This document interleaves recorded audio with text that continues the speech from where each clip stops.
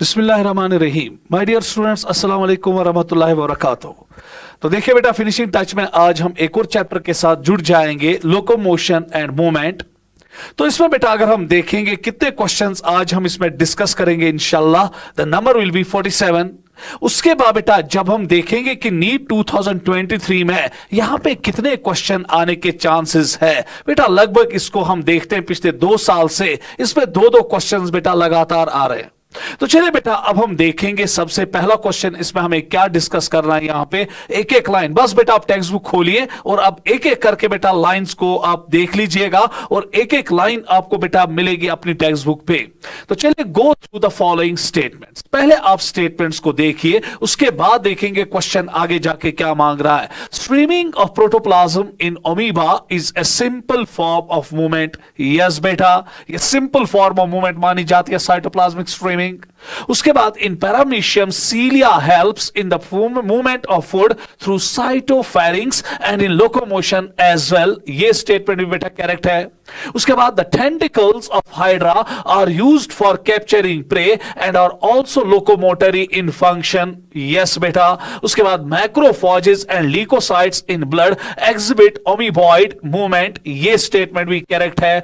All movements are locomotion but all locomotions are not movements. ये statement गलत है। हां, अगर यहां होता all locomotions are movements and but all बेटा मूवमेंट्स आर नॉट लोकोमोशन, तो फिर ये बेटा मजा होता है स्टेटमेंट में। तो इसकी वजह से बेटा स्टेटमेंट गलत। इस स्टेटमेंट पे बेटा नीट के लिए नजर रखिएगा। रीजनिंग असर्शन में बेटा ये स्टेटमेंट आ सकती है, इसलिए मैंने भी बेटा आगे जाके स्टेटमेंट को और डाला है रीजन असर्शन और रीजनिंग में। तो चलिए बेटा अब देखिए क्या बोल रहा है क्वेश्चन आपका। How many statements are correct. तो इस क्वेश्चन में बेटा आपको 4 स्टेटमेंट्स ठीक आ रही है और एक स्टेटमेंट गलत आ रही है। तो क्वेश्चन नंबर 1 का जो ऑप्शन है दैट इज 2। नेक्स्ट क्वेश्चन बेटा, मैच द फॉलोइंग। देखिए बेटा यहां पे एक साइड से मूवमेंट्स है और दूसरी तरफ से ये देखना है कि किस किस में मूवमेंट हो रही है। देखिए सीलियरी मूवमेंट जो है, आपको पता है कि जो रिप्रोडक्टिव सिस्टम बेटा होता है फीमेल्स में, वहां पे बेटा फेलोपियन ट्यूब में आपको सीलिया मिलेगा। तो ciliary movement passage of ovum through female reproductive tract. So that means कि एक अगर आप यहां पर देखेंगे 2 आ रहा है। उसके बाद बेटा मस्कुलर मूवमेंट्स अगर आप देखेंगे they are very important for limb, jaw and tongue movement. तो दैट मींस कि बेटा जो आपका बी है उसका 1 आएगा। उसके बाद फ्लैजेलर मूवमेंट्स आपको पता है आपके स्पर्मेटोजोआ में होता है, क्योंकि वहां पे बेटा टेल जो है दैट्स एक्चुअली फ्लैजेला। तो यहां पर बेटा अगर आप देखेंगे सी के साथ बेटा आपका 4 जच रहा है और अमीबॉइड मूवमेंट जो है वो आपके मैक्रोफेजेस और ल्यूकोसाइट्स में होता है। सो दैट मींस कि जो डी है उसके साथ बेटा 3 जच रहा है। तो देखिए बेटा कहां पे है आपका 2, 1, 4 एंड 3। तो ऑप्शन नंबर 3 में बेटा आपका यहां पे छुपा हुआ आंसर। तो क्वेश्चन नंबर 2 का जो आंसर है ऑप्शन है दैट इज 3। नेक्स्ट क्वेश्चन बेटा, which of the following is incorrect. चलिए बेटा सीधे हमें बोलता है क्वेश्चन यहां पे कि चलिए पढ़िए इन स्टेटमेंट्स को और बोलिए कि इनकरेक्ट कौन है। साइटोस्केलेटल एलिमेंट्स, प्लीज बेटा टेक्स्ट बुक साथ रखिएगा। जब भी मैं बेटा मेरा फिनिशिंग टच सीरीज का चलता होगा बेटा कोई भी बेटा टॉपिक, तो प्लीज टेक्स्ट बुक सामने रखिएगा please. Cytoskeletal elements like microfilaments are involved in amoeboid movements. बराबर ठीक बेटा। Locomotion requires a perfect coordination activity of 3 systems बेटा इसमें काम करते हैं, muscular system, skeletal system and neural system. Statement बराबर ठीक। Muscles are ectodermal in origin and contribute about 40 to 50% of total body weight of adult human.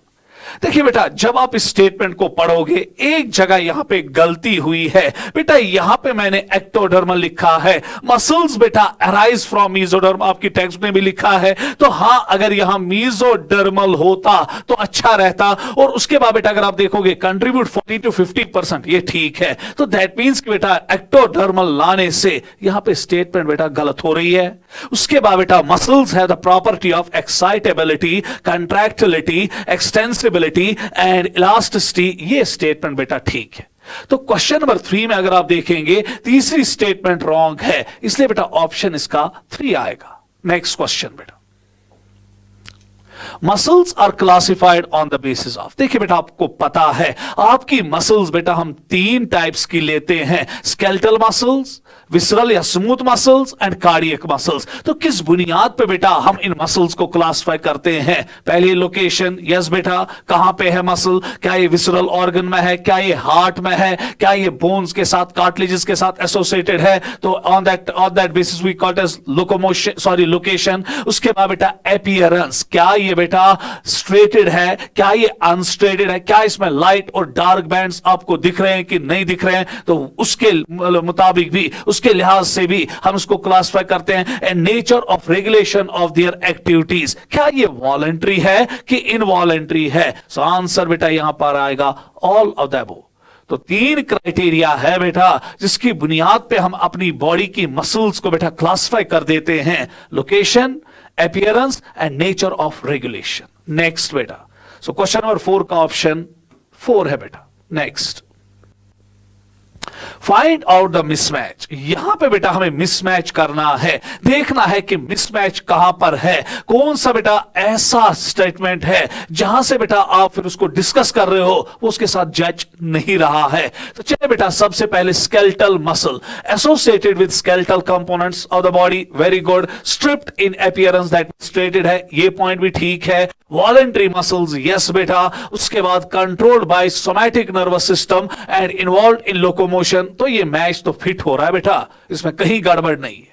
उसके बाद बेटा विसरल मसल, स्मूथ मसल्स के बारे में कह रहा है, प्रेजेंट इन विसरल ऑर्गन्स, बराबर कह रहा है। नॉन स्ट्रेटेड मसल्स, यस, इसमें आपको लाइट और डार्क बैंड्स नहीं मिलेंगे। इनवॉलेंट्री, यस बेटा, they are not under the control of our will and controlled by autonomic nervous system, ये भी बेटा बराबर मैच हो रहा है।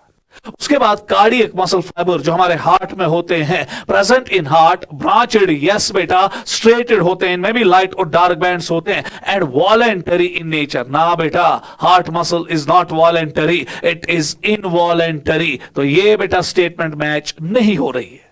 उसके बाद बेटा स्केलेटल मसल फाइबर, वो सेल्स, वो मसल सेल जो हमारे स्केलेटल मसल्स में होते हैं, मल्टी न्यूक्लिएटेड, यस बेटा, दे आर मल्टी न्यूक्लिएटेड। याद रखिएगा बेटा, आपके स्केलेटल मसल्स में जो मसल फाइबर्स है दे आर मल्टी न्यूक्लिएटेड, इस पे बेटा नजर रखिएगा। Therefore we call that condition as syncytium. तो यहां पर बेटा जो क्वेश्चन नंबर 5 है उसका जो ऑप्शन है 3 बन रहा है बेटा। चलिए next, each organized skeletal muscle in our body is made up of number of dash held together by a common collagenous connective tissue layer called dash।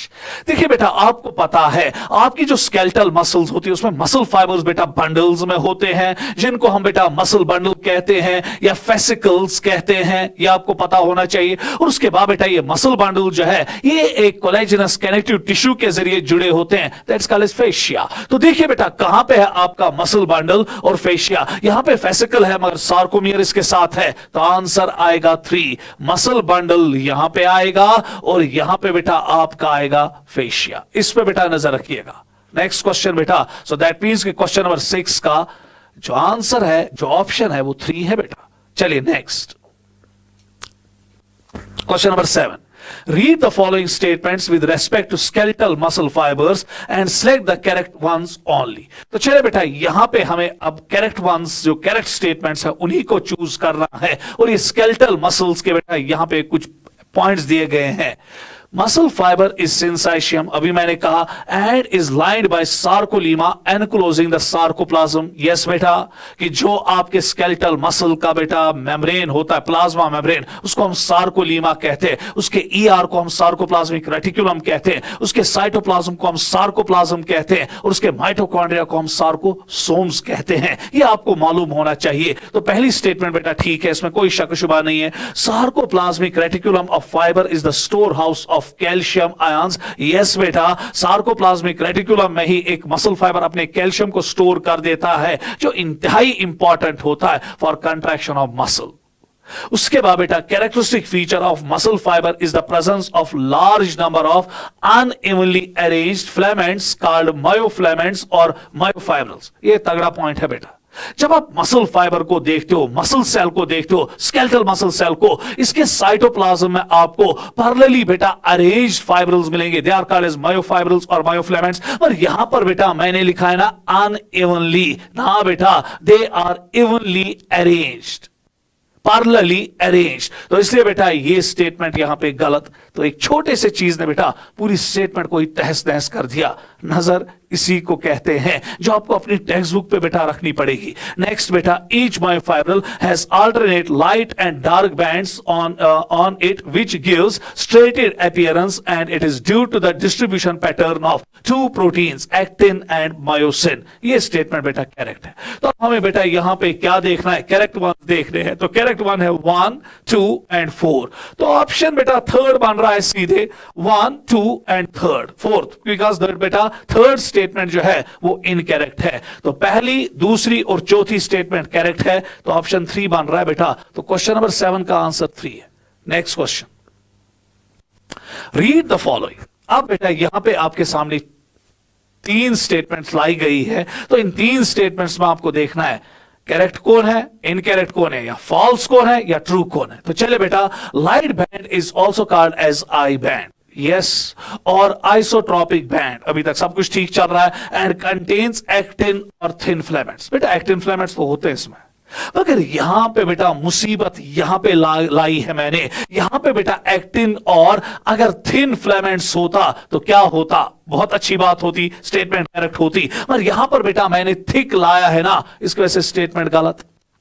Next point बेटा, नेक्स्ट स्टेटमेंट की ओर अगर आप आएंगे, dark band is also called as A band बराबर, और an isotropic band बराबर, and it contains myosin बराबर, और थिन फिलामेंट्स ना बेटा। मालूम होना चाहिए आपको कि जो बेटा आपके एक्टिन फिलामेंट्स हैं उनको थिन फिलामेंट्स कहते हैं, और मायोसिन को बेटा थिक फिलामेंट्स कहते हैं। यहां तो मैंने सब कुछ उल्टा किया है, इसलिए बेटा ये स्टेटमेंट भी गलत। उसके बाद बेटा स्टेटमेंट थर्ड पे आइए, both the protein are arranged as rod like structures parallel to each other. Yes, अभी तक सब कुछ ठीक है कि जो एक्टिन और मायोसिन बेटा प्रोटीन्स होते हैं, फिलामेंट्स होते हैं, ये पैरेलली अरेंज्ड होते हैं and vertical axis of myofibril. ये गलत है बेटा, they are arranged in longitudinal axis not vertical axis. इसकी वजह से बेटा स्टेटमेंट गलत।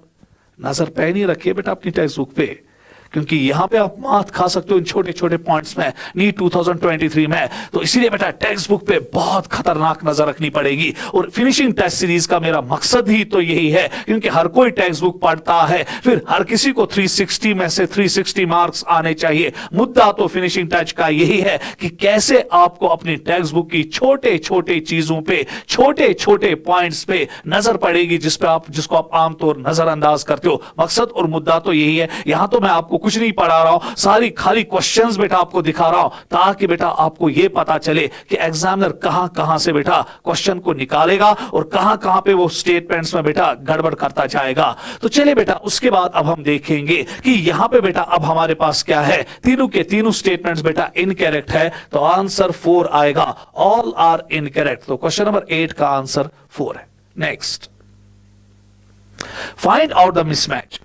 अगेन बेटा आपको यहां से कुछ चीजें दी गई है, फिर उनका यहां से डिफाइन किया गया है, और आपको देखना है कि इनमें इनकरेक्ट कौन मैच हुआ है।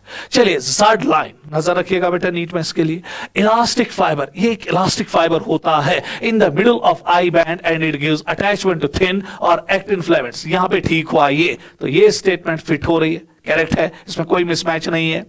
एम लाइन जो बेटा आपको ए बैंड के बीच में मिलेगी, थिन फाइब्रस नजर रखिएगा, thin fibrous membrane present in the middle of A band बराबर ठीक, and gives attachment to thick और मायोसिन फिलामेंट्स। 110% करेक्ट। ये मैच भी बेटा फिट हो रहा है, इसमें कोई गड़बड़ नहीं है। उसके बाद सार्कोमियर आपको पता है कि बेटा the region between the two Z lines is called as sarcomere, जिसमें half I band, full A band और हाफ आई बैंड आता है। तो चलिए बेटा देखेंगे यहां पे क्या पिटारे में लगा हुआ है। Sarcomere portion of the myofibril between the two successive Z lines, ठीक चल रहा है, and is considered as the functional unit of contraction. ये भी फिट है, इसमें भी कोई गड़बड़ नहीं।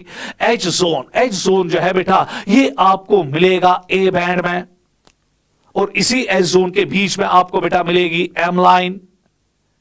अब बेटा जो एज जोन है इसको हम एक और नाम देते हैं हैंसन जोन। या बेटा इसको हेलर जोन भी कहा जाता है, नहीं आएगा नीट में कभी। H zone central part of thin filament not overlapped by thick filaments. ना बेटा, उल्टा यहां पर मैंने किया है। Central part of thick filament, ये थिक फिलामेंट्स के बीच में होता ना, क्योंकि ए बैंड में आपको थिक फिलामेंट्स मिलेंगे और उसमें आपको थिन फिलामेंट्स भी मिलेंगे, मगर वो बेटा पार्शियली ओवरलैप्ड होते, कंप्लीटली ओवरलैप नहीं होते व्हेन मसल इज रिलैक्स्ड। और जब मसल कंट्रैक्ट करते उस टाइम बेटा जो आपके थिन फिलामेंट्स है वो बेटा थिक फिलामेंट्स पे स्लाइड करते और एज जोन खत्म हो जाता है। और यही एक बेटा इंडिकेशन होती है कि मसल कंट्रैक्शन में जब एज जोन आपको नहीं मिलेगा। तो चलिए बेटा, यहां पे गड़बड़ ये हुआ है, सेंट्रल पार्ट ऑफ थिन, ना यहां पे क्या होना चाहिए था thick, and not overlapped by thick filament, यहां पे क्या होना चाहिए थिन। तो इसकी वजह से बेटा ये स्टेटमेंट मिसमैच हो रहा है। तो क्वेश्चन नंबर 9 का जो आंसर है बेटा वो 4 है। नेक्स्ट क्वेश्चन, चलिए बेटा, अब यहां पे आपकी एक डायग्राम है, ये बेटा सार्कोमियर की डायग्राम है। ये यहां पे ज़ड लाइन है, कलर चेंज करेंगे ताकि आपको दिखे। ये यहां पे एक ज़ड लाइन है, ये यहां पे दूसरी ज़ड लाइन है। उसके बाद बेटा अब हमें सबसे पहले ए देखना क्या है। तो ए तो बेटा यहां पे चीख चीख के कहता है कि ए बेटा ज़ड लाइन है। उसके बाद बेटा अब देखिए, उसके बाद जो अगला पार्ट है दैट इज बी। तो जो ये बी यहां पर है, ये बेटा बिला शक शुबा एक एरिया है and that's called as A band. और इसी ए बैंड में बेटा अगर आप गौर से देखेंगे आपको बेटा ये थिक फिलामेंट्स मिलेंगे और पार्शियली ओवरलैप्ड बेटा थिन फिलामेंट्स मिलेंगे। दैट मींस कि मसल रिलैक्स फॉर्म में है। उसके बाद बेटा हमें सी की ओर देखना है। जो ये सी यहां पर है ये बेटा शाबाश आई बैंड है, क्योंकि इसी के बीच में आपको एक डार्क लाइन मिलती है, दैट्स कॉल्ड ज़ड लाइन। उसके बाद बेटा अब डी बैंड, अगर आपको ये डी पार्ट देखना है तो डी चीख चीख के कह रहा है कि मैं एच जोन हूं। तो ढूंढिए बेटा कहां पे है आपका ज़ड लाइन, फिर ए बैंड, फिर आई बैंड, फिर एच जोन। तो ऑप्शन बेटा 2 बन रहा है। अच्छी तरह से बेटा देखिएगा इस क्वेश्चंस को। तो चले बेटा क्वेश्चन नंबर 10 जो है उसका आंसर जो है उसका जो ऑप्शन है दैट इज 2। नेक्स्ट, चले बेटा, which of the following statement is are incorrect. इसमें कौन सी स्टेटमेंट बेटा इनकरेक्ट है। तो चले बेटा पहला A, thin filaments are composed primarily of contractile proteins called actin and 2 regulatory proteins called tropomyosin and troponin. नजर रखनी पड़ेगी इस पे कि जो बेटा आपका सार्कोमियर है, अब इसमें 2 किस्म के फिलामेंट्स है ना, थिन और थिक। जो थिन फिलामेंट्स होते हैं एक तो बेटा वो एक्टिन का बना होता है जिनको हम एफ एक्टिन्स भी कहते हैं। उसके बाद बेटा इसमें ट्रोपोनिन होता है, ट्रोपोमायोसिन्स होते हैं। तो दैट मींस कि पहली स्टेटमेंट बेटा करेक्ट है। उसके बाद active sites are present on tropomyosin. हां बेटा, active sites are present on F actins. तो ये बेटा स्टेटमेंट गलत। उसके बाद each actin is made up of 2 F actins, ठीक है, helically bound to each other and each F actin is a polymer of monomeric G actin. बराबर statement correct. Textbook check कीजिएगा। Troponin are distributed at regular intervals on the actin. यहां पे बेटा नजर रखना, जो ये ट्रोपोनिन्स होते हैं एट रेगुलर इंटरवल जो बेटा डिस्ट्रीब्यूट हुए होते हैं वो बेटा एक्टिन पे नहीं होते हैं, वो आपके ट्रोपोमायोसिन पे होते हैं। इस पॉइंट पे बेटा नीट 2023 के लिए नजर रखना। तो and at resting state it masks the active binding sites for myosin on the actin filament. सब कुछ ठीक था, मगर यहां पर बेटा जो एक्टिन का मसला आया उसकी वजह से स्टेटमेंट गलत। तो ये स्टेटमेंट बेटा गलत। तो चलिए ढूंढिए अब हमें क्या देखना है, इनकरेक्ट स्टेटमेंट्स देखनी है। तो बी और डी इनकरेक्ट स्टेटमेंट है। तो क्वेश्चन नंबर 11 का जो आंसर होगा वो 3 होगा। नेक्स्ट क्वेश्चन बेटा, क्वेश्चन नंबर 12। चलिए बेटा यहां पे हमें ट्रू और फॉल्स स्टेटमेंट्स देखनी पड़ेंगी, कौन ट्रू है और कौन फॉल्स स्टेटमेंट है। एक एक लाइन बेटा खुद देख लीजिएगा, टेक्स्ट बुक की चल रही है। चलिए बेटा स्टेटमेंट 1, ईच थिक और myosin filament is a polymer of monomeric proteins called meromyosin. Yes बेटा, हकीकत में बेटा जो आपका मायोसिन होता है 200 मीरोमायोसिन्स का बना होता है। 100 एक साइड से होते हैं, 100 एक साइड से होते हैं, जो टेल टू टेल अरेंजमेंट में एम लाइन के साथ जुड़े होते हैं। कंसेप्ट है बेटा, पढ़ा होगा आपने। यहां पे तो कंसेप्ट का कोई बेटा नामो निशानी नहीं है। यहां ऑब्जेक्टिव्स खाए जा रहे हैं कि कैसे एग्जामिनर बेटा ऑब्जेक्टिव्स उठाएगा और कहां कहां पे आपकी नजर होनी चाहिए। उसके बाद बेटा statement second, each meromyosin has 2 components, globular head with a short arm, जिसको हम बेटा HMM कहते हैं, हेवी मीरोमायोसिन। इसको हम क्रॉस आर्म भी कभी कभी कहते हैं, and tail called LLM, light meromyosins. तो यहां पर बेटा ये LMM है, तो थोड़ा बहुत इसको करेक्ट करेंगे, तो दैट मीन्स कि बेटा ये स्टेटमेंट भी ट्रू है, ये स्टेटमेंट भी आपकी ट्रू चल रही है। उसके बाद the head and short arm, जिसको हम बेटा क्या कहते हैं, HMM, projects outward at irregular distance. ना बेटा, ये रेगुलर डिस्टेंस पे बेटा प्रोजेक्ट आउटवर्ड की ओर हो रहा है, and angle from each other from the surface of शाबाश myosin filaments and is called as cross arm. तो ये बेटा जो स्टेटमेंट है इरेगुलर की वजह से ये भी बेटा ये फॉल्स हो रहा है। सो पहली दो स्टेटमेंट्स ट्रू है, मगर बेटा तीसरी स्टेटमेंट फॉल्स है, क्योंकि यहां पर बेटा मैंने इरेगुलर लिखा है, होना क्या चाहिए था बेटा, रेगुलर। उसके बाद next, globular head is an active ATPase enzyme and has binding sites for ATP and active sites for actin. बराबर बेटा, ये भी ठीक है। तो दैट मींस कि अगर आप देखेंगे आंसर आएगा TTFT। तो ढूंढिए बेटा कहां पर है आपका TTFT। तो answer is 1। So question number 12 का जो आंसर है बेटा वो 1 है। नेक्स्ट क्वेश्चन बेटा, चलिए, identify the myofilament and part labelled as A, B and C। अभी मैंने कहा बेटा कि जो आपका थिन फिलामेंट होता है उसमें 3 पार्ट्स होते हैं, एक्टिन, ट्रोपोमायोसिन एंड ट्रोपोनिन। तो चले बेटा, अब यहां पर हमें पता चला कि ये बेटा आपका जो फिलामेंट यहां पे चल रहा है, ये बेटा शाबाश कौन सा फिलामेंट है, थिन फिलामेंट है। खत्म बेटा खेल। उसके बाद बेटा अब अगर आप देखेंगे जो ए यहां पर है ये आपका बेटा ट्रोपोनिन है जो एट रेगुलर इंटरवल्स आप देख रहे हो। उसके बाद बेटा जो बी आपका है, बी आपका यहां पर जो है बेटा दैट इज ट्रोपोमायोसिन, शाबाश बेटा। और जो सी आपका है वो आपका एफ एक्टिन है। तो देखिए बेटा कहां पे है आपका, ए जो है वो ट्रोपोनिन है, बी जो है वो ट्रोपोमायोसिन है, और एफ जो है बेटा या सी जो है वो एफ एक्टिन है, और बेटा ये थिन फिलामेंट है। तो इसमें सीधे बेटा आंसर लग रहा है ऑप्शन नंबर 1। नेक्स्ट चले बेटा, अगेन अब यहां पे थिक फिलामेंट आपको दिखाया जा रहा है या मायोसिन दिखाया जा रहा है, या सॉरी बेटा जो आपका थिक फिलामेंट है मायोसिन है उसके बेटा आपको इंग्रेडिएंट्स दिखाए जा रहे हैं, and this is called as meromyosins. इन्हीं मीरोमायोसिन्स से बेटा आपका थिक फिलामेंट या बेटा मायोसिन बनता है।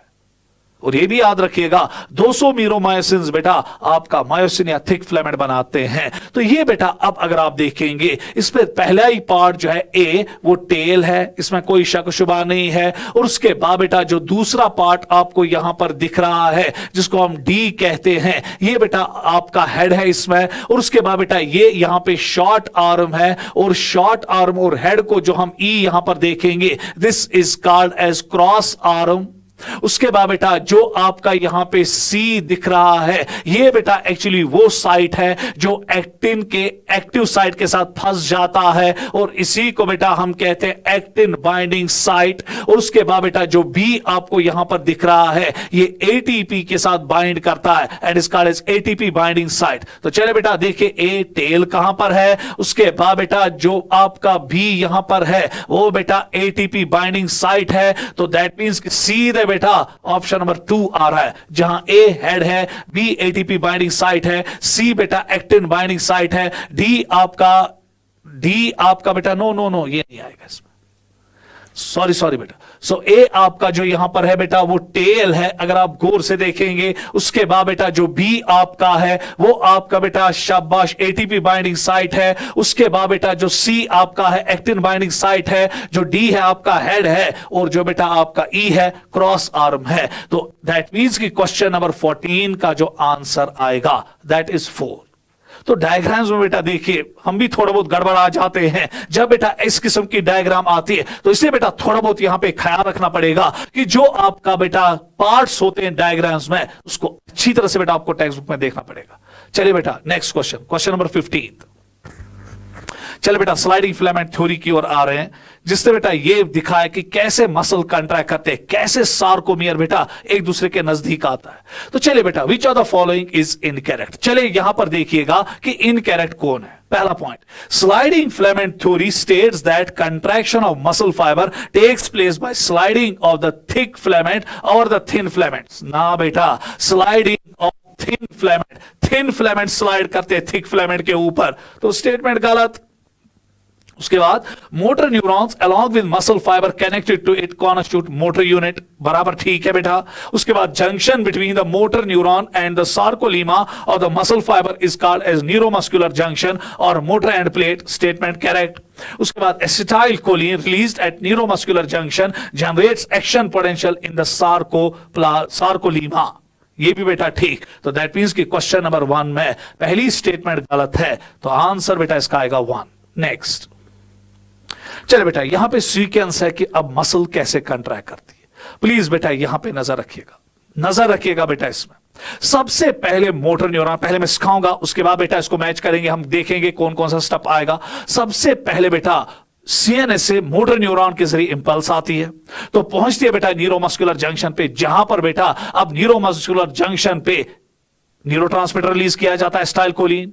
फिर एस्टाइलकोलिन क्या करता है, वो सार्कोप्लाज्मा रेटिक बेटा सार्कोलीमा जो है उसके बेटा रिसेप्टर्स के साथ मिलता है, और उसकी वजह से बेटा क्या होता है कि अब बेटा एक्शन पोटेंशियल जनरेट होता है सार्कोलीमा पे, जो बेटा अंदर जाता है वहां पे क्या करता है, वो सार्कोप्लाज्मिक रेटिकुलम से कैल्शियम रिलीज करवाता है। वो कैल्शियम बेटा ट्रोपोनिन के साथ जुड़ता है, ट्रोपोनिन डिस्प्लेस होता है और एक्टिव साइट जो है वो फ्री हो जाती है। अब बेटा जो मीरोमायोसिन्स के हेड है वो एक्टिव साइट में फंस जाते हैं, क्रॉस ब्रिज बनता है। क्रॉस ब्रिज जब बनता है उसके बाद बेटा हेड मूवमेंट करता है, तो जो थिन फिलामेंट्स है वो स्लाइड करते हैं, और जब वो स्लाइड करते हैं तो एस जोन एब्सेंट हो जाता है। सो दैट मींस कि जब मसल कंट्रैक्ट करती है, ये याद रखिएगा बेटा जो पॉइंट्स अब बोल रहा हूं, एज जोन एब्सेंट हो जाता है, सार्कोमियर की लेंथ कम हो जाती है। उसके बाद बेटा जो आपका आई बैंड होता है वो भी शॉर्टन होता है, ए बैंड जो होता है वो सेम रहता है, उसकी डिस्टेंस पे कोई असर नहीं पड़ता है, थिन और थिक फिलामेंट्स की लेंथ पे कोई असर नहीं पड़ता है। मगर जब सार्कोमियर कम हो जाता है, उसकी लेंथ घटती है, तो मायोफाइबर की लेंथ घटती है। जब मायोफाइबर की लेंथ घटती है तो मसल फाइबर की लेंथ घटती है। जब मसल फाइबर की लेंथ घटती है तो मसल बेटा उसकी लेंथ घटती है, एंड वी से the muscle is in contraction. ये बेटा पूरा स्लाइडिंग फिलामेंटस थ्योरी है, जो मैंने आपको बेटा महज 2 मिनट में बता दिया कि होता क्या है। अब जिसने पढ़ा होगा उसको सब कुछ समझ आया होगा, क्योंकि अक्लमंद के लिए इशारा ही काफी होता है। तो चले बेटा अब यहां पर हम देखेंगे होता क्या है। कल याद क्या क्या इवेंट शिका, मेहरबानी करके एज जोन एब्सेंट और बोल रहा हूं क्योंकि उसमें मैंने यहां क्वेश्चन नहीं ला रहा, इसीलिए बोल रहा हूं। एज जोन बेटा एब्सेंट होता है, आई बैंड की लेंथ बेटा कम हो जाती है, ए बैंड की लेंथ सेम रहती है, सार्कोमियर की लेंथ कम हो जाती है, थिन और थिक फिलामेंट्स की लेंथ बराबर रहती है at the time of muscular contraction, और जो ज़ेड लाइन है वो जिगजैग हो जाता है। तो चले बेटा अब यहां पर हम देखेंगे सबसे पहले क्या होगा। सबसे पहले अब हम देखेंगे generation of action potential in the सार्कोलीमा। ना पहले रिलीज ऑफ एस्टाइलकोलिन, सबसे पहले बेटा एस्टाइलकोलिन रिलीज हो जाता है। तो चले बेटा पहली इवेंट 2 है। उसके बाद बेटा अब देखेंगे हम क्या होता है जब एस्टाइलकोलिन रिलीज होगा, तो वो generation of action potential in the सार्कोलीमा, तो उसके बाद बेटा सार्कोलीमा में एक्शन पोटेंशियल जनरेट होगा। उसके बाद बेटा ये एक्शन पोटेंशियल अब अंदर जाएगा और सार्कोप्लाज्मिक रेटिकुलम से कैल्शियम को रिलीज करवाएगा, तो पहली इवेंट होगी। उसके बाद बेटा अब देखिए होगा क्या, उसके बाद बेटा जो है वो ट्रोपोनिन के साथ जुड़ेगा, तो removal of masking of active sites for myosin, तो उसके बाद बेटा 5 होगा। फिर क्या होगा बेटा क्रॉस ब्रिज बनेगा, अब मीरोमायोसिन हेड जो है वो फंसेगा बेटा एक्टिव साइट ऑफ एक्टिन में, तो क्रॉस ब्रिज बनेगा, तो तीसरा हो जाएगा बेटा यहां पे तीसरा स्टेप। उसके बाद क्या होगा जब क्रॉस ब्रिज बना तो आप बेटा pulling of attached actin filament towards the centre of A band, yes बेटा ये पुल हो जाएगा, और उसके बाद बेटा इसी के साथ मसल आपकी कंट्रैक्ट करेगी। तो देखिए बेटा कितने स्टेप्स है, 1 2 3 4 5 6, तो यहां देखिए 1 2 3 4 5 6, तो देखिए बेटा किसके साथ ये सीक्वेंस मिल रही है, 2 5 1 2 6 1 5 3 और 4, तो आंसर इज 4। इस क्वेश्चन पे बेटा नजर रखना, इस क्वेश्चन पे नजर रखना में मेहरबानी करके। चलिए बेटा नेक्स्ट, देखिए बेटा, अब यहां पे वेरियस इवेंट्स है एक मसल कंट्रैक्शन के, जो अब आपको बताना है कि यहां पे बेटा शाबाश कैसे मसल कंट्रैक्ट करती है। जरा गौर से बेटा यहां पर देखिएगा। सबसे पहले अगर आप देखेंगे यहां पर कि ये बेटा आपका यहां पे हेड है, मीरोमायोसिन हेड है, और ये यहां पर बेटा एक्टिन की बेटा एक्टिव साइट है। इसमें हेड को फंसना है, फिर हेड बेटा मूवमेंट करेगा ताकि एक्टिन फिलामेंट जो है वो स्लाइड करे ओवर द बेटा मायोसिन फिलामेंट्स या थिक फिलामेंट्स, ताकि एज जोन एब्सेंट हो जाए। वो देखिए बेटा सबसे पहले क्या होगा, तो सबसे पहले स्टेप 2 यहां पे है। उसके बाद अब देखिए बेटा क्या हो जाएगा। अब जो ही कैल्शियम रिलीज हुआ तो अब यहां पे बेटा फॉर्मेशन ऑफ क्रॉस ब्रिज लिख रहा है, तो दैट मींस कि बेटा दूसरे के बाद चौथा आएगा। उसके बाद बेटा अगर आप गौर से अब देखेंगे, अब जो ही हेड इसमें फंसा, जरा गौर से देखिएगा इस डायग्राम और इस डायग्राम की ओर। अब हेड बेटा मूव करता है, तो जिसकी वजह से बेटा ये थिन फिलामेंट को स्लाइड करवाता है। सो दैट मीन चौथे के बाद पहला होगा, और फिर बेटा वंस यहां पर शाबा बेटा इसने स्लाइड किया, क्रॉस ब्रिज बना, वो टूट गया, तो फिर ये नए सिरे से बेटा नया क्रॉस ब्रिज बनाएगा। सो दैट मीन्स कि 1 के बाद 3rd आएगा। तो चले बेटा देखिए इवेंट्स में क्या क्या आएगा। पहले दूसरा होता है, फिर बेटा चौथा होता है, फर्स्ट होता है और 3rd होता है। तो पहला ही ऑप्शन बेटा यहां पे आंसर आपका। नेक्स्ट क्वेश्चन बेटा, चूज द करेक्ट वन। यहां पे बेटा आप करेक्ट वन को चूज कीजिएगा। देखिए बेटा आपको पता है आपके स्केलेटल मसल्स में 2 किस्म के फाइबर्स होते हैं, व्हाइट मसल फाइबर्स या pale muscle fibres and red muscle fibres. जो रेड मसल फाइबर्स होते हैं उनमें मायोग्लोबिन कंटेंट बहुत ज्यादा होता है, ऑक्सीजन स्टोरेज होती है, इसलिए बेटा उनमें कभी आपको लैक्टिक एसिड नहीं बनेगा, क्योंकि उनमें बेटा बहुत ज्यादा मायोग्लोबिन होता है, इसलिए उनमें एनएरोबिक कंडीशन कभी नहीं होती है, लैक्टिक एसिड कभी नहीं बनता है। ऐसे मसल फाइबर्स कभी फैटिग नहीं दिखाते हैं, और इनमें माइटोकॉन्ड्रिया का नंबर बहुत ज्यादा होता है, एटीपी जनरेशन भी बहुत ज्यादा होती है, और इसका सार्कोप्लाज्मिक रेटिकुलम अंडर डेवलप्ड होता है, जिसकी वजह से ये मसल बेटा क्विकली कंट्रैक्ट नहीं कर पाती। सो जिन स्केलेटल मसल फाइबर्स में बेटा ज्यादा स्केलेटल मसल्स में ज्यादा बेटा रेड मसल फाइबर्स होंगे, वो मसल स्लोली कंट्रैक्ट करते हैं मगर फैटिग कभी नहीं दिखाते। इसके बरक्स बेटा जो व्हाइट मसल फाइबर्स होते हैं उनमें मायोग्लोबिन कंटेंट कम, उनमें शाबा बेटा माइटोकॉन्ड्रिया कंटेंट कम, इससे उनमें ऑक्सीजन डिफिशिएंसी होती है, जिसकी वजह से बेटा जब भी आप फिजिकल एक्टिविटी में जाते हो ऑक्सीजन भरपूर नहीं होता है, तो उनमें बेटा लैक्टिक एसिड बनता है, तो फैटिग आ जाता है ऐसे मसल्स में जिनमें व्हाइट मसल फाइबर ज्यादा होंगे। मगर इनमें सार्कोप्लाज्मिक रेटिकुलम हाईली डेवलप्ड होता है, जिसकी वजह से ये मसल्स बेटा बहुत तेजी के साथ कंट्रैक्ट करते हैं। इसलिए बेटा पेल व्हाइट मसल फाइबर्स को हम कभी कभी बेटा फास्ट मसल्स भी कहते हैं या एरोबिक मसल्स भी कहते हैं, सॉरी एनियोरोबिक मसल्स भी कहते हैं। रेड मसल फाइबर्स को हम स्लो मसल फाइबर्स कहते हैं, और बेटा ये एरोबिक मसल फाइबर्स भी होते हैं, क्योंकि इनमें बेटा कभी भी लैक्टिक एसिड नहीं बनता है। तो चले बेटा अब हम यहां पर देखेंगे, व्हाइट मसल फाइबर्स है फ्यू माइटोकॉन्ड्रिया, अभी तक ठीक है। High content of myoglobin, high content of myoglobin आया तो गलत, अभी बोला। रेड मसल फाइबर्स है मोर नंबर ऑफ माइटोकॉन्ड्रिया, ठीक है। लो कंटेंट ऑफ मायोग्लोबिन, ना बेटा high content of myoglobin red में होता है। उसके बाद व्हाइट मसल फाइबर्स है मोर माइटोकॉन्ड्रिया, ना बेटा इसमें लेस माइटोकॉन्ड्रिया होता है। उसके बाद रेड मसल फाइबर्स है मोर माइटोकॉन्ड्रिया, ठीक। हाई कंटेंट ऑफ मायोग्लोबिन, ठीक। And less developed sarcoplasmic reticulum, दूध जैसी बेटा ये स्टेटमेंट ठीक है। तो क्वेश्चन नंबर 18 का आंसर आएगा 4। चलिए बेटा नेक्स्ट क्वेश्चन। चलो बेटा अब हमने मस्कुलर सिस्टम इसमें खत्म किया, अब हम बेटा आएंगे स्केलेटल सिस्टम की ओर टुवर्ड द बोन्स। चलिए, which of the following is incorrect? Bone has a very hard matrix due to calcium salts in it. Yes बेटा। Cartilage has slightly pliable matrix due to chondroitin sulphate, ये भी ठीक है। At the time of birth a human body has approximately 300 bones and in adults there are only 206 bones, क्योंकि बहुत सारी bones फिर fuse हो जाती है, जैसे सैक्रम 5 होते हैं, फिर वो बेटा एक हड्डी में तब्दील होता है। कॉक्सिशियल 3 से 4 होती है, फिर वो भी एक बेटा हड्डी में तब्दील हो जाता है। इसी तरह बेटा अगर आप अपना पेल्विक ग्रिडल देखोगे उसमें कुल मिला के 6 बोन्स होती है, ilium, ischium, pubis. 2 ilium, 2 ischium, 2 pubis. और जब वो फ्यूज होती है तो फिर बेटा वो खाली 2 कॉक्सल या इनॉमिनेट बोन्स बनाती है, तो बहुत सारी बोन्स बेटा फ्यूज हो जाती है। इसलिए बेटा नंबर फिर 300 से कहां की ओर झुकता है? टुवर्ड्स 206। उसके बाद बेटा axial skeletal system comprises 126 bones, while as appendicular skeletal system contains 80 bones. ये गलत है बेटा। एक्सियल स्केलेटल सिस्टम में आपका स्कल आता है, रिब्स आते हैं, वर्टिब्रल कॉलम आता है, स्टर्नम आता है, उसमें बेटा आपको खाली 80 बोन्स मिलेंगे। और एक्सल स्केलेटल सिस्टम है जो आपका एपेंडिकुलर स्केलेटल सिस्टम है, उसमें बेटा आपके लिम्स आते हैं, आपके ग्रिडल्स आते हैं, उसमें 126 बोन्स होते हैं। यहां कितना लिखा है बेटा 80, इसकी वजह से स्टेटमेंट गलत है। तो क्वेश्चन नंबर 19 का आंसर 4 बन रहा है बेटा। चलिए नेक्स्ट क्वेश्चन, चलो बेटा लंबा क्वेश्चन है। The skull is composed of two sets of bones, cranium and facial, that total to कितनी बोन्स होती है? टेक्स्ट बुक की लाइन चल रही है बेटा। अगर आप अपनी टेक्स्ट बुक देखोगे उसने लिखा है 22।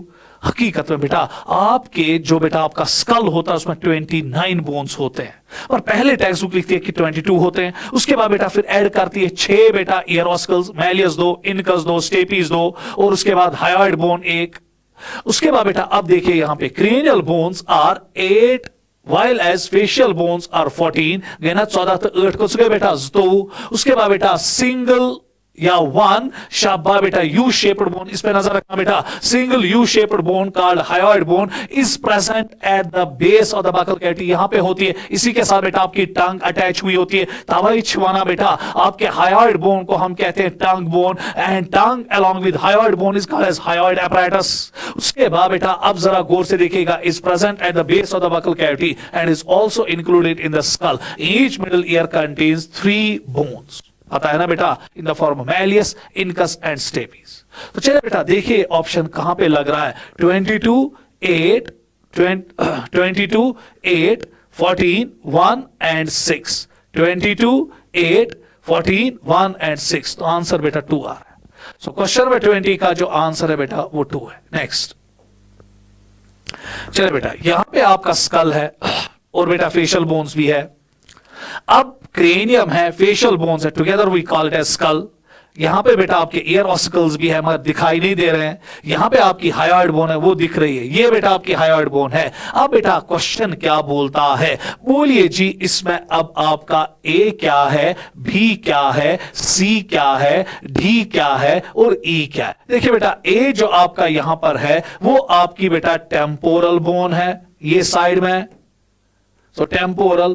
बी जो आपका यहां पे है, बी जो है वो पीछे की बोन जो है ऑसिपिटल बोन है। उसके बाद बेटा सी बोन जो है या सी यहां पर जो है दैट इज सिफिनॉइड। उसके बाद बेटा डी जो है ये वाली बोन बेटा cheek bone and that is called as zygomatic, और ई जो आपकी है वो हायोइड बोन है। तो देखिए बेटा कहां पे आपका temporal, occipital, sphenoid, zygomatic and hyoid है। तो ऑप्शन फंस रहा है 2। तो क्वेश्चन नंबर 21 का जो आंसर है वो 2 बन रहा है बेटा। चलिए नेक्स्ट, चलिए बेटा नेक्स्ट क्वेश्चन की ओर जा रहा है। The skull region articulates with the dash region of the vertebral column। ये बेटा आपकी रीढ़ की हड्डी है, इसी के साथ स्कल की पीछे से एक बोन बेटा जुड़ी होती है and that bone is called as occipital bone, और ये आपके बेटा वर्टिब्रल कॉलम की पहली हड्डी के साथ जुड़ा होता है and that bone is called as atlas.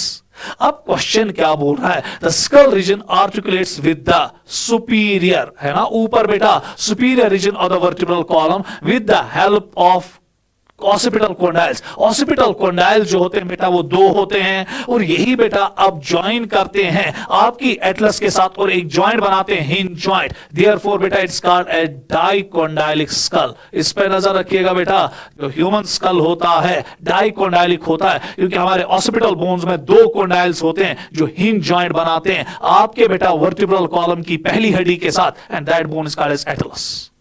तो चलिए बेटा देखेंगे कहां पे आपका superior 2 and dicondylic, superior 2 and dicondylic पहला ही ऑप्शन है। सो दैट मींस कि 22 क्वेश्चन का आंसर जो है वो 1 है। चलिए next, read the following and select the correct option with respect to true and false. चलिए बेटा ट्रू एंड फॉल्स यहां पर देखना है। Vertebral column is formed by 26 serially arrange, serially एक दूसरे के ऊपर, units called vertebrae and is ventrally placed. ना बेटा वर्टिब्रल कॉलम पीछे से है ना, and this is the dorsal side, पेट के बल जो है that is the ventral side. तो यहां पे वेंट्रली है ना, गलत। यहां पे अगर डोर्सली होता तो फिर स्टेटमेंट ठीक थी, इसलिए स्टेटमेंट फॉल्स आ रही है। Vertebral formula of adult human being is C7, T12, L5, S1, CO1. देखिए बेटा अब यहां पे नजर रखिएगा, जो हमारा वर्टिब्रल कॉलम है, नो डाउट बेटा अब एडल्ट में 26 बोन्स होती है और जो छोटा बच्चा होता है उसमें बेटा इसमें 33 बोन्स होती है। अब बेटा आपकी टेक्स्ट में एडल्ट बोन्स के बारे में, एडल्ट ह्यूमन बीइंग के बारे में बोला है, गर्दन में 7 हड्डियां होती है, थोरेसिक रीजन में बेटा 12 हड्डियां होती है, उसके बाद लंबर रीजन में पेट में बेटा 5 हड्डियां होती है, वर्टिब्रल कॉलम में सैक्रल 1 है और कॉक्सिजियल भी 1 है। इस पे बेटा नजर रखिएगा। तो ये बेटा स्टेटमेंट यहां पे बराबर फिट है, सो दैट मींस कि ट्रू बन रहा है। उसके बाद first vertebrae is called as atlas, yes बेटा, and it articulates with the occipital bone through hinge joint, बराबर बेटा स्टेटमेंट करेक्ट है। उसके बाद next, in all mammals the number of cervical vertebra are 7।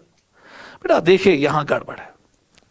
अगर हम यहां पर देखेंगे कि जो मैमल्स होते हैं, अगर हम वेल को लेंगे, वेल की गर्दन में भी बेटा 7 हड्डियां होती है, और जब हम बेटा चूहे को लेंगे, छोटा होता है, उसकी गर्दन में भी बेटा 6 हड्डियां बेटा 7 हड्डियां होती है। सो दैट मींस कि बेटा टेक्स्ट बुक लिखती है कि मैमल्स में जो सर्वाइकल वर्टिब्रा है गर्दन में, हर किसी में, चाहे वो बड़ा हो, चाहे वो छोटा हो, चाहे मीडियम साइज्ड हो, हर किसी में 7 सर्वाइकल वर्टिब्रा है। क्या ये हर किसी मैमल में होता है? जवाब आएगा नहीं। इसलिए बेटा टेक्स्ट बुक लिखती है इन ऑलमोस्ट ऑल। हां, अगर बेटा हर किसी में होता तो फिर टेक्स्ट बुक कैटेगोरिकली लिखती ऑल। इन ऑलमोस्ट ऑल की वजह से बेटा एक्सेप्शन आ रही है। और आपको मालूम होना चाहिए, 2-toed स्लॉथ बेटा एक मैमल है जिसकी गर्दन में आपको 5 या 6 सर्वाइकल वर्टिब्रा मिलती है, और इसी तरह बेटा 3-toed स्लॉथ जो है ये एक ऐसा मैमल है जिसकी गर्दन में आपको 8 to 9 बेटा सर्वाइकल वर्टिब्रा मिलती है। दैट मींस कि बेटा कि ये यूनिवर्सल नहीं है, इसमें एक्सेप्शन है। तो मैंने यहां लिखा in all mammals the number of cervical vertebra are 7, गलत बेटा। So this statement is false. तो चले बेटा देखिए कहां पे अब आपका बन रहा है false, true, true, false, FETF। ये बेटा ऑप्शन नंबर 2 बन रहा है। सो क्वेश्चन नंबर 23 का जो आंसर है वो 2 है बेटा। Next question, match the following. देखिए बेटा ट्रू रिब्स, फॉल्स रिब्स और बेटा फ्लोटिंग रिब्स पे नजर रखना है। इस पे बेटा क्वेश्चन आ सकते हैं। रिब्स पे आमतौर मैंने देखा है कि एग्जामिनर क्वेश्चन फेंकता है, इसलिए बेटा यहां नजर रखिएगा। देखिए ट्रू रिब्स वो रिब्स होती है जो बेटा पीछे तो डॉर्सली वो जुड़े होते हैं बेटा वर्टिब्रल कॉलम से। हर कोई रिब बेटा डॉर्सली पीछे से वर्टिब्रल कॉलम के साथ जुड़ी होती है और 2 जॉइंट्स बनाते हैं, इसलिए बेटा ह्यूमर रिब्स बाइसेफेलिक है, मगर आगे से लोचा है। वह बेटा जब हम आगे से वेंट्रली देखते हैं, पहली 7 जो है, first, second, third, fourth, fifth, sixth and 7th pair, वो बेटा जुड़ी होती है स्टर्नम के साथ थ्रू कोस्टोकॉन्ड्रल कार्टिलेज। फिर उसके बाद बेटा जो 3 बेटा होती है, 8th, 9th और 10th, जिनको हम फॉल्स रिब्स कहते हैं, वो बेटा जुड़े होते हैं with the costochondral cartilage of 7th rib. और बेटा अगले 2, 11वां और 12वां डायरेक्टली बेटा खुले होते हैं आगे से, इसीलिए उनको फ्लोटिंग रिब्स कहते हैं। वो स्टर्नम के साथ ना बेटा डायरेक्टली जुड़े होते हैं, ना बेटा कार्टिलेज के जरिए जुड़े होते हैं। सो दैट क्लियरली इंडिकेट्स कि जो बेटा रिब्स, इन रिब्स को हम फ्लोटिंग रिब्स कहते हैं। अब जरा गौर से देखिएगा, ट्रू रिब्स जो है पहले 7, सो ए का 3, सो पहले 7 पेयर जो है वो ट्रू रिब्स है। ये कनेक्ट हुए थे स्टर्नम के साथ through a cartilage that's called as costochondral cartilage, जो हाइलाइन कार्टिलेज होती है, इस पे नजर रखना। उसके बाद बेटा अब अगला जो बी है फॉल्स रिब्स, ये बेटा जुड़े होते हैं with the costochondral cartilage of the 7th rib. तो इसलिए बेटा इसमें अगर हम देखेंगे ये बेटा 8th, 9th, 10th पेयर है, तो बी सेकंड है और ऑटोमेटिकली सी जो है वो 1 आएगा। देखिए बेटा कहां पे, 3rd, 3, 2, 1, तो ऑप्शन इज 3। तो क्वेश्चन नंबर 24 का आंसर जो है वो 3 है। नेक्स्ट क्वेश्चन बेटा, select the option with correct marking true or false after reading the statements A to D। चलिए, rib is a thin बराबर flat bone connected dorsally to the sternum and ventrally to the vertebral column। ना बेटा, it is connected ventrally, यहां से बेटा नीचे से ventrally to the sternum and पीछे से बेटा dorsally to the vertebral column। उल्टा मैंने किया तो statement false हुई automatically। Human ribs are monocephalic, ना बेटा human ribs are bicephalic। पीछे से बेटा 2 joints बनाते हैं vertebra के साथ हर कोई rib। True ribs are connected to the sternum with the help of fibroelastic cartilage. अभी बोला बेटा no fibroelastic cartilage, it is hyaline cartilage. इस पॉइंट पे नजर रखिएगा तो false statement है. False ribs are also called as vertebrosternal ribs. ना बेटा कैसे vertebrosternal ribs इनको कहेंगे, क्योंकि ये sternum के साथ बेटा डायरेक्टली नहीं जुड़े होते हैं, ये sternum के साथ जुड़े होते हैं through the costochondral cartilage, through the hyaline cartilage of seventh rib. इसलिए बेटा हाँ, अगर यहां पे होता vertebro कॉन्ड्रल रिब्स तो मजा था, मगर यहां पे क्या लिखा है बेटा वर्टिब्रोस्टर्नल रिब्स, तो ये भी फॉल्स. सो इत्तेफाकन बेटा इस क्वेश्चन में 4 की 4 स्टेटमेंट्स फॉल्स है, तो आंसर आएगा 3. तो क्वेश्चन नंबर 23 का जो आंसर है बेटा वो 3 है. नेक्स्ट चले बेटा, अब मैं लिम्स की ओर यहां पे आ रहा हूं. तो देखिए बेटा ये आपका फोर लिम्ब है और ये आपका हाइंड लिम्ब यहां पर है, और इसमें बेटा अब मैं क्या कह रहा हूं आपको, जी मुझे ए बोलिए क्या है, बी क्या है, सी क्या है और डी क्या है. आमतौर बेटा यहां पे आपको जो आपका फोर आर्म है इसमें गड़बड़ हो जाता है, क्योंकि इसमें 2 हड्डियां हैं, रेडियस एंड अल्ना, और आपको पता ही नहीं चलता कि रेडियस कहां से अल्ना कहां से. जहां से अंगूठा है, अंगूठा ये अंगूठा उस तरफ से बेटा रेडियस होती है, और जिस तरह से लिटिल फिंगर आपकी है उस तरफ से बेटा अल्ना होती है. तो चले बेटा अब यहां पर देखिएगा ये अंगूठा है ना इस साइड से, तो यकीनन बेटा जो ए है, कलर यहां पे चेंज करेंगे, जो ए है वो आपका रेडियस बनेगा और जो बी आपका है वो अल्ना बनेगा. हड्डियों पे नजर रखना बेटा, फोर लिम्ब और हाइंड लिम्ब है. उसके बाद बेटा अब यहां पर सी जो है बेटा ये चीख चीख के कहता है मैं टिबिया हूं, और जो डी छोटी सी हड्डियां बेटी हड्डी साइड में सिलेंड्रिकल हड्डी, and that is called as बेटा फिबुला. तो देखिए बेटा कहां पे आपका रेडियस, अल्ना, टिबिया, फिबुला. तो ऑप्शन इज 3. तो क्वेश्चन नंबर 26 का आंसर 3 है. नेक्स्ट चलिए यहां पे हड्डियों का नंबर है. फोर लिम्स में कुछ हड्डियां ली है मैंने और हाइंड लिम्ब में कुछ हड्डियां ली है. चलिए कार्पल्स जो है, ये बेटा कार्पल्स आपके यहां रिस्ट में है, और ये बेटा आपको मालूम होना चाहिए 8 है. तो ए से बेटा जुड़ रहा है 3. उसके बाद बेटा मेटाकार्पल जो आपके बेटा पाम है 1 2 3 4 और 5, तो मेटाकार्पल्स बेटा शाबाश आपकी 5 होती है. तो देखिए 5 कहां पर है, 1. उसके बाद फेलेंजेस जो हड्डियां बेटा आपकी उंगली में होती है, तो वो बेटा आपको पता है जो वो 14 होते हैं, तो सी के साथ 4 आएगा. और जो टार्सल्स आपके बेटा एंकल में है, गुड, तो उसमें बेटा आपको 7 हड्डियां मिलेंगी. तो ये बेटा टार्सल जो है, टार्सल जो डी है वो बेटा 2 उसके साथ मैच हो रहा है. तो देखिए बेटा कहां पे आपका 3 1 4 3 1 4 और 2, तो ऑप्शन इज 2. तो क्वेश्चन नंबर 27 का आंसर बेटा 2 है. Next mark the incorrect statement with respect to pectoral girdle. Pectoral girdle mean shoulder girdle. बेटा याद रखिएगा अगर आपको नीट में क्वेश्चन आएगा कि एक इंसान में कितने शोल्डर ग्रिडल्स या पेल्विक ग्रिडल्स होते या पेक्टोरल ग्रिडल होता है, 1. ना तो आप बेटा गिनोगे ना अख शोल्डर को यपर, ब्याक शोल्डर को यपर, तो शोल्डर ग्रिडल ज या पेक्टोरल ग्रिडल ज ना बेटा. पेक्टोरल ग्रिडल एक ही है, इसमें 2 हाफ्स होते हैं, right half and left half. यहां से बेटा एक स्कैप्यूला और क्लाइविकल, और यहां से एक स्कैप्यूला और एक क्लाइविकल, कुल मिला के इसमें 4 हड्डियां होती है. मगर बेटा पेक्टोरल ग्रिडल एक ही होता है, शोल्डर ग्रिडल एक ही होता है, but it is divided into 2 halves and each half contain 1 scapula and 1 clavicle and 1 scapula and 1 clavicle on the other side. तो चले बेटा अब यहां पर देखिएगा, स्कैप्यूला इज लार्ज, यस बेटा, triangular flat bone situated in the dorsal part of the thoracic, yes बेटा, between 2nd to 7th rib. NEET में आया है बेटा ये, तो statement correct. The dorsal flat triangular body of scapula has a slightly elevated ridge called spine. Yes बेटा, अगर आप dorsal side इस rib को देखोगे, सॉरी बेटा इस scapula को देखोगे, लगभग scapula ऐसे होती है, और अगर आप dorsal side पे देखोगे इसमें बेटा आपको एक ridge मिलेगा, और यही रीज फिर आगे निकलता है, एक्सपेंडेड प्रोसेस बनाता है, and that's called as acromion process, जो क्लाइविकल के साथ जुड़ा होता है. अब जरा गौर से देखिएगा, the dorsal flat triangular body of scapula has a slightly elevated ridge called spine. दूध जैसी statement, spine of scapula projects as a flat expanded process called the acromion process. अभी तक सब कुछ ठीक चल रहा है, इस पे नजर नीट के लिए. विच आर्टिकुलेट्स विद द स्टर्नम. ना बेटा वो स्टर्नम के साथ आर्टिकुलेट नहीं करता है, वो क्लाइविकल के साथ आर्टिकुलेट करता है. सो क्लाइविकल बेटा पीछे से जुड़ी होती है with the acromion process of scapula, और आगे से जुड़ी होती है बेटा विद द स्टर्नम. इस पे नजर रखना। तो यहां पे मैंने क्या लिखा है बेटा, स्टर्नम। हां, अगर क्लाविकल होता तो मजा आता, तो इसके वजह से बेटा स्टेटमेंट गलत। बिलो द एक्रोमियन प्रोसेस, बेटा एक्रोमियन प्रोसेस पे नजर और ग्रेनॉइड कैविटी पे नजर।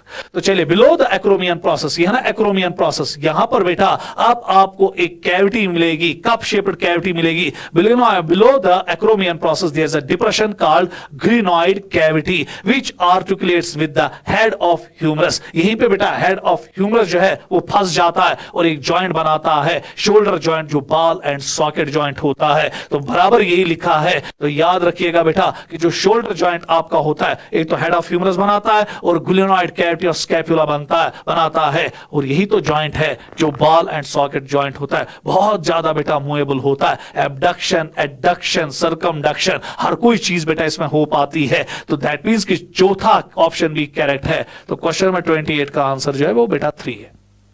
नेक्स्ट क्वेश्चन में 29, पैटेला, पैटेला जिसको हम नी कैप भी कहते हैं, पैटेला is a cup shaped bone which covers the knee dorsally.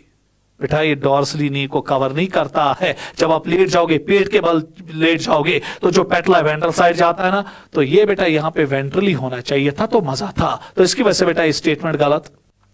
Statement 2, clavicle or collarbone is a long slender bone with two curvatures बराबर and articulates with the scapula, अभी बोला on one side acromion process के साथ, और sternum on the other side। ये statement बेटा ठीक है। तो ये बेटा करेक्ट स्टेटमेंट है, ट्रू स्टेटमेंट है, और ये फॉल्स है। तो देखिए बेटा कहां पे है, statement first is incorrect and statement 2 is correct. So question पे 29 का जो आंसर है बेटा वो 4 है। चलिए next, choose the incorrect statement. Pelvic girdle consists of one pair of coxal bones, और coxal bones को हम बेटा कभी कभी इनोमिनेट बोन भी कहते हैं। इस पे नजर रखना बेटा, बराबर ठीक है। The one pair of pelvic bone meet ventrally, नीचे से, to form the pubic symphysis containing hyaline cartilage। ना बेटा, इसमें hyaline cartilage का जोड़ नहीं होता है, यहां पे फाइब्रो कार्टिलेज होती है। इस पे बेटा नजर रखिएगा नीट में, जहां जहां पे बेटा आपको नीट पे नजर रखनी पड़ेगी, डेलिबरेटली स्टेटमेंट को वहीं पे गलत कर रहा हूं। तो दैट मींस कि बेटा यहां पे हाइलाइन कार्टिलेज नहीं होता है, फाइब्रो कार्टिलेज होता है, तो स्टेटमेंट गलत। The coxal bone is formed from the fusion of 3 bones बराबर, इलियम, इस्चियम, प्यूबिस। तो ये स्टेटमेंट करेक्ट।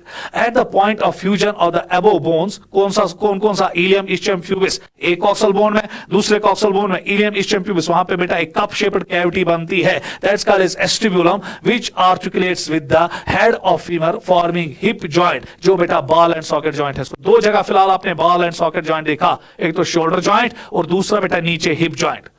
तो चले बेटा ये स्टेटमेंट करेक्ट है। तो क्वेश्चन नंबर 30 का जो आंसर है वो बेटा 2 है। Next question, joints with respect our the points of. अगर बेटा आप टेक्स्ट बुक देखोगे, आपकी टेक्स्ट में लिखा है कि जॉइंट बेटा कार्टिलेज और बोन, और बोन और बोन के बीच में हो सकता है contact between bone and cartilage, text book लिख रही है, एंड कंटैक्ट बिटवीन बोन्स। तो आंसर आएगा बोथ 1 एंड 2। चौथा ऑप्शन है contact between bones and tendons, ना बेटा। नेक्स्ट क्वेश्चन, सो क्वेश्चन नंबर 3 का आंसर, क्वेश्चन नंबर 31 का ऑप्शन 3। नेक्स्ट बेटा, which of the following is correct. Joints पे काम चल रहा है इस time. In producing a movement, bones act as fulcrum and joints as liver। ना बेटा, जॉइंट फल्क्रम का काम कर रहा है। In producing a movement, bones act as lever and joints act as fulcrum, बराबर बेटा स्टेटमेंट, ये स्टेटमेंट गलत। Force is generated by the joints to carry movements. Now, force is generated by the muscles. Statement galat. The movability of different joint in the body is almost same. ना बेटा, कहां same है? 3 किस्म के joints हमें मिलते हैं, fibrous, cartilaginous and synovial. और जो फाइब्रस जॉइंट्स होते हैं वो इमूवेबल होते हैं, कार्टिलेजिनस जॉइंट्स बेटा स्लाइटली मूवेबल होते हैं, और बेटा जो साइनोवियल जॉइंट्स होते हैं फ्रीली मूवेबल होते हैं। सेम कहा है बेटा। सो दैट मींस कि क्वेश्चन नंबर 32 का जो आंसर है वो बेटा 2 है। Next, choose the incorrect statement.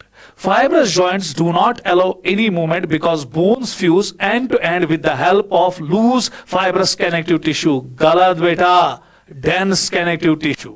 जो fibrous joints होते हैं उनके बीच में बेटा dense connective tissue कोलेजन होता है, जो उनको बेटा bones को मूवमेंट नहीं करने देता है। और उसके बाद बेटा for example suture joint in the cranial bones, इस पे नजर रखना बेटा। हमारी जो सिर की हड्डियां होती है, इनमें बेटा जो जॉइंट होता है, जो बोन्स होते हैं, वो एक दूसरे के साथ डेंस कोलेजन फाइबर के साथ जुड़े होते हैं, इसलिए बेटा इनके बीच में कोई मूवमेंट नहीं होती है, और इसलिए बेटा इन जॉइंट्स को हम सूचर जॉइंट्स कहते हैं, क्योंकि इनमें सेरेशंस होती और उन्हीं के बीच में बेटा डेंस कनेक्टिव टिश्यू फंसा होता है। तो ये बेटा स्टेटमेंट गलत, क्यों? क्योंकि मैंने यहां लूज लिखा था, होना क्या चाहिए था? Dense.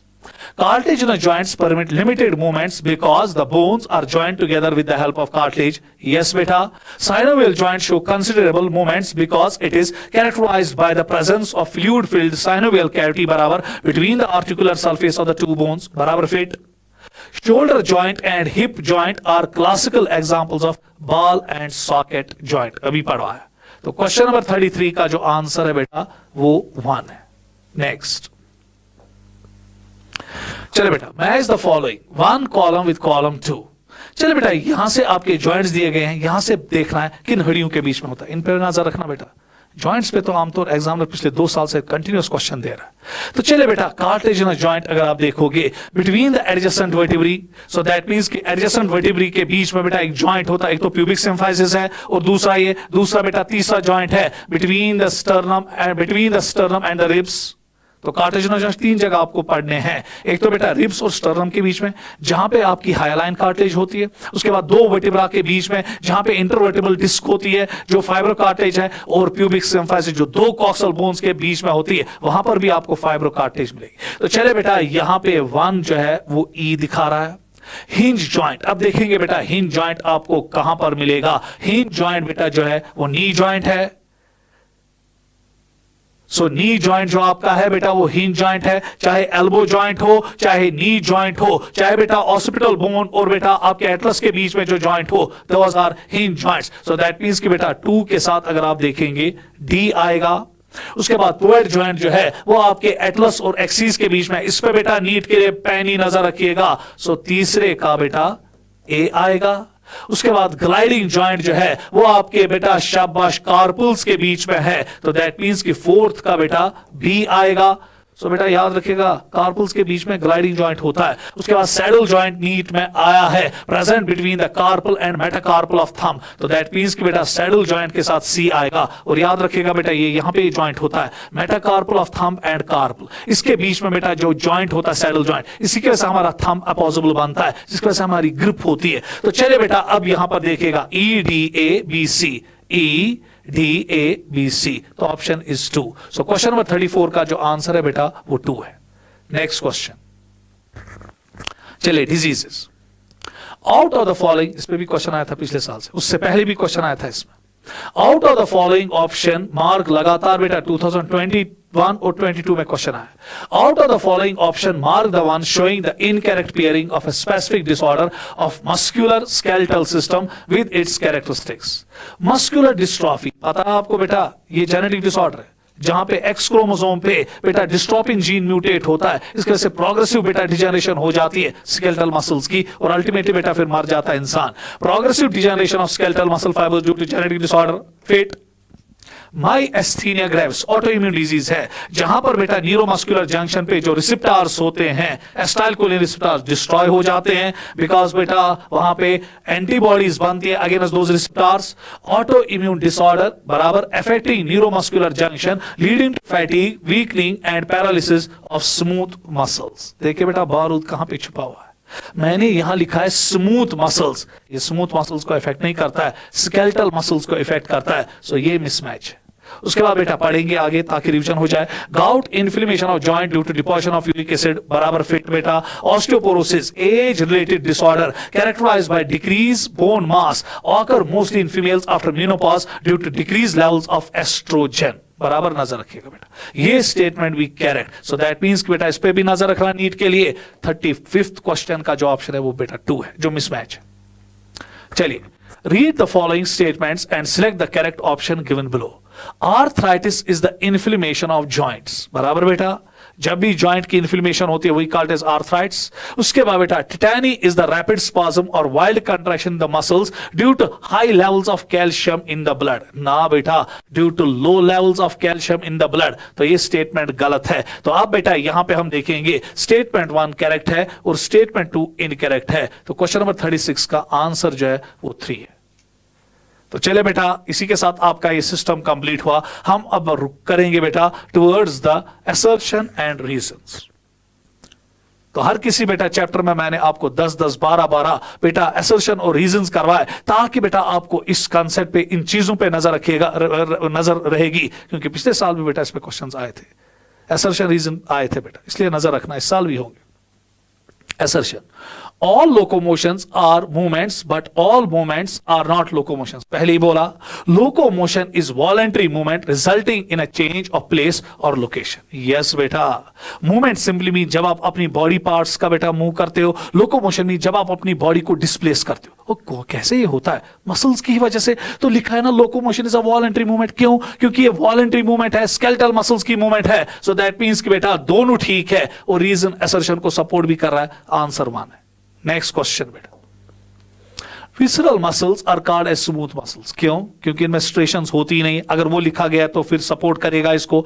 They don't exhibit any striations and are smooth in appearance. So ये भी ठीक, ये भी ठीक। रीजन बेटा असर्शन को सपोर्ट कर रहा है। आंसर 1 है। क्वेश्चन नंबर बेटा 39, troponin is distributed at regular intervals on off tropomyosin. बराबर ट्रोपोमायोसिन के साथ जुड़ा होता है। क्यों? क्योंकि इसको बेटा क्या मास्क करने होते हैं बेटा? Active site of actin. क्या लिखा है? यस, इन ए रेस्टिंग स्टेट सब unit of troponin masks the active binding sites for myosin on active filament. दोनों बेटा दूध जैसी स्टेटमेंट है, और रीजन असर्शन को सपोर्ट भी कर रहा है। आंसर 1। चले बेटा next question, question number 40, ribs के बारे में। Each rib in mammal is called bicephalic। Yes, अगर उसके बाद ये लिखता है कि बाइसेफेलिक इसलिए है क्योंकि पीछे से बेटा वर्टिब्रल कॉलम के साथ ये बेटा 2 जॉइंट्स करता है हर कोई रिब। तो लिखा अगर होगा तो मजा ही मजा। It has 2 articulation surfaces on it's dorsal and. Yes बेटा दोनों ठीक, और सपोर्ट भी हो रहा है। 1 आंसर है। चलिए next question, 8th, 9th and 10th pair of ribs are called as false ribs. Yes, उसके बाद अगर ये लिखता है कि डायरेक्टली स्टर्नम के साथ नहीं, कोस्टोकॉन्ड्रल कार्टिलेज ऑफ 7th रिब के साथ जुड़ा होता है, तो बेटा फिर रीजन असर्शन को सपोर्ट भी कर रहा है। These ribs do not articulate directly with the sternum but join the 7th rib with the help of hyaline cartilage. दोनों स्टेटमेंट्स करेक्ट, और बेटा रीजन असर्शन को सपोर्ट भी कर रहा है। तो आंसर इज 1। नेक्स्ट क्वेश्चन बेटा 42nd question, fibrous joints do not allow any movement. Yes बेटा, चाहे आपका सूचर जॉइंट हो, चाहे आपका सिंडेस्मोसिस हो जो फेशियल बोन्स में है, चाहे आपका गॉम फोसिस हो जो बेटा आपके दांतों और गम्स के बीच में है, तो ये सारे इमूवेबल जॉइंट्स हैं। मगर सूचर जॉइंट पे आप खाली नजर रखिएगा जो आपके क्रेनियल बोन्स में होता है। उसके बाद बेटा अगर ये लिखता है कि इमूवेबल इसलिए होते हैं क्योंकि इनमें डेंस कनेक्टिव टिश्यू बेटा होता है जो बोन्स को एक दूसरे के साथ फंसाता है। Bones are fused end to end with the help of dense fibrous connective tissue. दोनों ठीक, और सपोर्ट भी चल रहा है। तो आंसर इज 1। नेक्स्ट क्वेश्चन बेटा 43rd, red muscle fibers are also called as aerobic muscle fibers. बेटा जो ये आपका रेड मसल फाइबर्स है, अभी मैंने आपको कहा कि इनको हम एरोबिक मसल फाइबर्स कहते हैं। क्यों? क्योंकि इनमें मायोग्लोबिन का कंटेंट बहुत ज्यादा, बेटा माइटोकॉन्ड्रिया का कंटेंट ज्यादा, एटीपी ज्यादा बनता है, ऑक्सीजन की डिफिशिएंसी कभी नहीं होती है फिजिकल एक्टिविटी में, इसलिए इनमें लैक्टिक एसिड कभी नहीं बनता। अगर वो लिखा है तो बेटा फिट सब कुछ है।